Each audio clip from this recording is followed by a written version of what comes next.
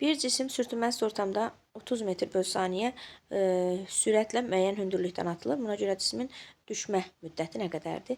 Düşmə müddətini biz 2h bölünsün j düsturu ilə tapırıq. Cisim əgər müəyyən hündürlükdən atılırsa, h bərabərdir gt kvadrat bölü 2, onun hündürlük düsturudur. Oradan t-ni tapırıq ki, 2h bölünsün j, yəni bu düsturla tapırıq. 2 vurulsun, hündürlüyüm 80, j-də 10, kök altında 16, buradan da çıxır 4, cavab olur D variantı.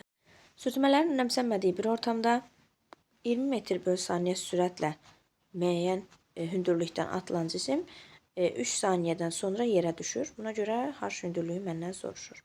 Bunun üçün neyirəm? Cisim müəyyən hündürlükdən atılırsa, mən onun hündürlüyünü gt kvadratı bölünsün 2 düsturundan tapa bilərəm.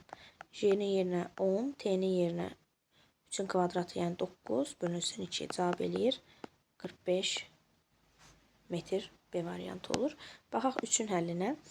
Sürtünmələrin önəmsənmədiyi bir ortamda 40 metr bölü saniyə böyüklüyündə hızla müəyyən hündürlükdən atılan cisim 5 saniyədə yerə düşür. Ona görə yatayda aldığı yol, yəni el uçuş məsafəsi nə qədərdir?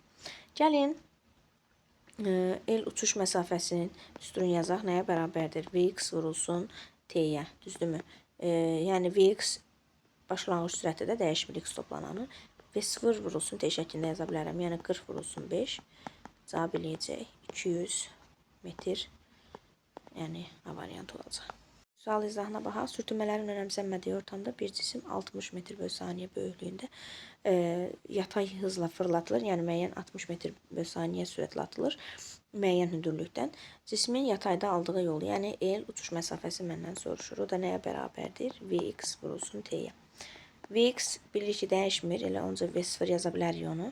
Da yazırıq V0 vurulsun. T-nin yerinə də müəyyən hündürlükdən atılan cismin deməli hündürlük düsturu gt kvadratı bölü 2-dir.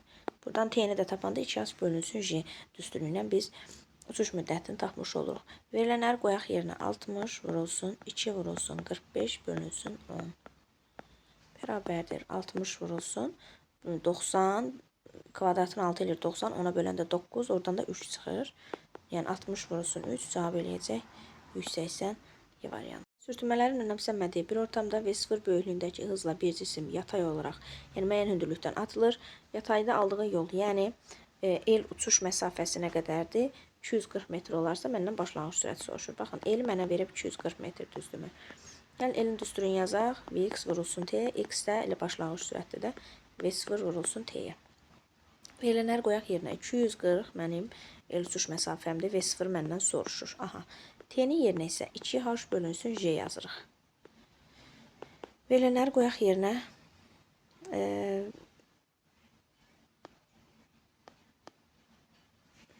həll eləyək. Deməli, yenə 240 bərabər olur.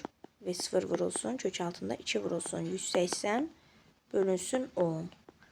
Sıfıra ixtisar gedir. Kökün altında 36, ondan da 6 çıxır. Yəni 240 6 V0-a bərabərdir. Buradan da tapıram V0 nə qədərdir? 40 metr bölünsün saniyə olacaq D variantı. Önəmsənmədiyi ortamda 50 metr bölü saniyə sürətlə müəyyən hündürlükdən atılan cisim yerə hansı sürətlə dəyər? Bunun üçün h bərabərdir V kvadrat çıx V0 kvadrat bölü 2j düsturundan istifadə edirik. Yəni cisim yerə doğru atılırsa sürəti artır. Ona görə son sürət başlanğıc sürətdən böyük olur. İndi h-ın yerinə yazıram 125. V kvadratı məndən soruşur. V0-ın yerinə 50-nin kvadratı, yəni 2500. 2 vurulsun 10. Deməli 20-ni 125-ə vururuq, olur 2500. Bərabərdir V kvadratı çıx 2500. 2500 bərabərliyin digər tərəfinə keçirdirik, olur 5000. Bərabərdir V kvadratı. Kökdən də azad eləyəndə bunu bu şəkildə yaza bilərik. 2500 vurulsun 2 şəklində, düzdürmü? 2500-dən çıxacaq 50, 2 də qalacaq kökün altında olacaq. 50 kök altında 2, yəni C variantı olacaq. H hündürlüyündən V0 böyüklüyündə sürətlə atılan cisim 60 metr bölü saniyə sürətlə yerə dəyir. Sürətlər önəmsənmədiyinə görə V0-ı tapın. Bunun üçün nə edirik? Baxın, bu 60 sürətlə yerə dəyir. Bunun Vx, Vy toplananları, neçə Vy ehtiyac yoxdur. Bax, Vx toplanan onsuz da dəyişmir. Elə Vx toplanan V0-a bərabərdir. Bunu tapsam kifayət eləyir. 60, Vx də V kosinus alfaya bərabərdir. Yəni kosinus 37. 60-ı vurursan 0, onda 8-ə eləyir 48 metr bölü saniyə. Elə sənin həm x toplanan, həm də başlanğıc sürətin olmuş olur. Salam, lensi izahlarımızdan davam edirik. Bir cisim h hündürlüyündən V0 sürəti ilə müəyyən hündürlükdən atılır və 100 metr bölü saniyə sürətlə yerə dəyir. Sürtünmələr önəmsənmədiyinə görə h hündürlüyü nə qədərdir? Baxın, cisim yerlə görürsünüz 37 dərəcəyə bucaq əmələ gətirir. Gəlin biz bunu üfüqi şaqlı toplananına ayıraq. Bu olacaq Vy, bu olacaq Vx. Vx-imiz nəyə bərabərdir? V kosinus alfaya.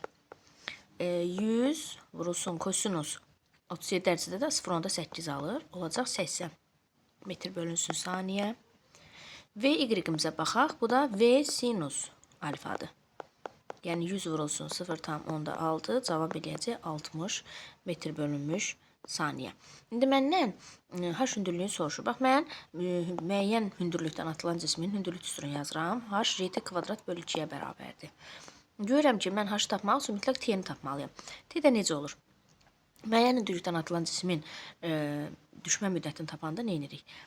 Deməli, V y nəyə bərabərdir? J t düşməyə. Buradan t düşməni də tapanda V y toplananı, sürətin y toplananını J-yə bölürəm. Y toplananım nə qədərdir? 60. Ona bölürəm, olur 6. Aha. Deməli, cisim 6 saniyə yerə düşüb. Yəni, verilənləri qoyaq yerinə yazaq. 10 vurulsun. 6'nın kvadratı 36 bölünsün 2. İxtisar gedir 18. Onu da ona vuranda olur 180 metr hündürlükdən cisim atılıb. Sürtünmələrin önəmsənmədiyi ortamda bir cisim V0 sürəti ilə müəyyən hündürlükdən atılır və yerə 50 metr bölünsün saniyə sürətlə dəyir. Deməli, buna görə cismin yatayda aldığı yol, yəni el uçuş məsafəsini məndən soruşur. İndi gəlin, neyək? Sürətləri proyeksiyaya ayıraq. Bu x toplananı, bu y toplananı. Deməli, Vx nəyə bərabərdir? V kosinus alfaya. V 50, kosinus 53-də də 0.6 olacaq 30.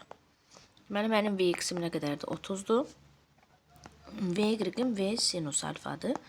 Yəni, 50 vurulsun 0.8 mənə verəcək 40 metr bölünmüş saniyəni. Aha. İndi mənə yatayda aldığı yol, yəni eli soruşur. Uçuş məsafəsini. O da Vx-i vururam t-yə. Vx-im nə qədərdir? 30. Düzdürmü? T-ni tapmalıyam. Aha, t-ni necə tapacam? Y toplananın ona görə tapdıq. Y toplananı j-t düşmə müddətinə bərabərdir. Mən buradan t düşmə müddətini tapanda və y sürətin y toplananı j-yə bölürəm. Y toplananımız nə qədərdir? 40 j. Yəni ona da böləndə cavab olur 4. Yəni düşmə müddətim 4-dür. Deməli, Vx 30, t-də 4. 30'u vuranda 4'ə eləyəcək 120 metr D variantı olacaq. Baxaq ona, sürtünmələrin önəmsənmədiyi ortamda A cismi 40 metr bölü saniyə sürətlə aşağı doğru atılır. B cismi isə 40 metr bölü saniyə hızla müəyyən hündürlükdən atılır. İndi məndən yerə çarpma hızlarının böyüklüyünü soruşur. Deməli, bu iki cisim eyni hündürlükdən eyni sürətlə atılırsa, onda sən onların yerə dəymə sürətlərini tapanda V bərabərdir. V0 kvadrat plus 2JH-dan istifadə edə bilərsən. Baxın, cisimlərin başlanğıc sürətləri eynidir, düşdükləri hündürlük də eynidir. Onda yerə çarpma hızları da eyni olacaq. Yəni V-yanı VB-yə böləndə olacaq 1. Baxaq 11-ə. Sürtünməli ortamda K nöqtəsindən 40 metr bölü saniyə sürətlə müəyyən hündürlükdən atılan cisim eldən 50 metr bölü saniyə sürətlə keçir. Buna görə K-dan elə kaç saniyə gəlir? Bunun üçün baxaq görək. Bu deməli K-dan elə qədər olan məsafə, hündürlük daha doğrusu nə qədərdir? Yəni baxın, cisim bax müəyyən bu hündürlük qədər düşür. Görə bu hündürlük nə qədərdir? Bunu da tapanda aşağı doğru düşəndə görürsünüz ki, sürət artır. Bunun üçün V kvadrat çıx, V0 kvadrat bölünsün 2J düsturundan istifadə edə bilərəm. Son sürətim 50, kvadratı 2500. Başlanğıc sürətim 40, kvadratı 1600 bölünsün 2 vurulsun 10. Deməli, buradan gəlin tapaq görək neçə eləyir. Yuxarı eləyir 900, aşağıda 20, böləndə olur 45 metr. Deməli, cisim K-dan elə 45 metr düşüb. Deməli, cisim bir növ aşağı doğru hərəkət eləyəndə də həm müəyyən istiqamətdə, məsələn, görürsünüz, yatay olaraq atılır. Həm də bu istiqamətdə sərbəst düşmə hərəkəti icra edir. Onda cisim 5, 15, 25 qaydası ilə cəm eləyir 45. Görürsünüz, neçə saniyə düşür? Hər metrə 1 saniyə vaxt sərf eləyir. 1, 1, 1. Yəni olacaq 3 saniyə vaxt. C variantı olacaq ona görə də. Sürtünmələrin önəmsənmədiyi bir ortamda bir cisim 20 metr bölü saniyə sürətlə müəyyən hündürlükdən atılır. Cismin yatayda aldığı yol x, yəni yatayda aldığı yol olur ki, uçuş məsafəsi onun h hündürlüyünə bərabər olarsa, el uçuş məsafəsi nə qədərdir? Gəlin el uçuş məsafəsini düsturun yazaq. V0 vur t. T'nin yerinə nə yazırıq? Kök altında 2h bölü j. Müəyyən hündürlükdən atılan cismin düşmə müddətini bu cürə tapırıq. Aha. İndi el h-ə bərabər olduğundan gəlin elə h-la işləyək də. H V0 kök altında 2h bölü j-yə bərabərdir. Kvadrata yüksəldək, kökdən azad eləyək. Olacaq h kvadrat bərabərdir V0 kvadrat vurulsun 2h bölünsün j-yə. Düzdürmü? H-ların apardım ixtisar. Onda h nəyə bərabər oldu? V0-ın kvadratı vurulsun 2 bölünsün j-yə. Belənləri qoyaq yerinə. V0 nə qədərdir? 20 kvadratı olacaq 400 vurulsun 2 bölünsün j-nin yerinə də 10. İxtisar getdi qaldı 40 vurulsun 2. 80 metr. Onun həm düşdüyü hündürlükdür, həm də el, yatayda aldığı yol, yəni el uçuş məsafəsidir. Olacaq Y variantı. Cümlələrin önəmsənmədiyi ortamda K nöqtəsindən 40 metr bölü saniyə sürətlə yatay olaraq fırlatılan cisim şəkildəki yörüngəyi izləyərək el nöqtəsinə çarpır. Buna görə də h yüksəkliyi neçə metrdir? Baxın, 37, bu bucaq 90 dərəcə, bu bucaq isə 53 dərəcə. Baxın, belə üç bucaqlarda, yəni 37, 53, 90 dərəcəli. Belə bir üç bucaqlarda bizim bir qaydamız var ki, 37 dərəcənin qarşısındakı kateti 3K ilə işarə edə bilərik. 90 dərəcənin qarşısındakı 5K, 53 dərəcənin qarşısındakı 4K qəbul edə bilərik. Düzdürmü? İndi gəlin. Deyir bu cisim V0 bərabərdir 40 metr bölünsün saniyə sürətlə atılır. Məndən h hündürlüyü, yəni 3K-nı soruşur. Gəlin birinci neyniyək? El uçuş məsafəsini düsturun yazaq. El uçuş məsafəsi 4K-ya bərabərdir. O da bərabərdir. El uçuş məsafəmizi necə tapırdıq? V0 vurulsun T kimi. V0 vurulsun T-nin yerinə də kök altında 2H bölünsün J.